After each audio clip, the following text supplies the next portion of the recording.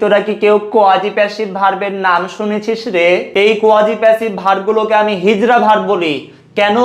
কারণটি হচ্ছে হিজড়ারা যেমন দেখতে অর্ধেক ছেলেদের মতো অর্ধেক মেয়েদের মতো, ঠিক একইভাবে কোয়াজি প্যাসিভ ভার্বগুলো গঠনগত দিক থেকে অ্যাক্টিভ, আবার অর্থগত দিক থেকে হচ্ছে প্যাসিভ। যেমন আমরা এখানে যে সেন্টেন্সটি দেখতে পাচ্ছি, রাইস সেলস চিপ নাও, মানে চাল এখন সস্তায় বিক্রি করা হয়, এই সেন্টেন্সটি গঠনগত দিক থেকে অ্যাক্টিভ, আবার অর্থগত দিক থেকে হচ্ছে প্যাসিভ। কারণ প্যাসিভ ভয়েসের অর্থগুলো কেমন হয়? আমি ভাত খাই অ্যাক্টিভ, ভাত আমার দ্বারা খাওয়া হয়, এটা হচ্ছে প্যাসিভ। অর্থাৎ গঠনগত দিক থেকে active, half active half passive, is called quasi passive.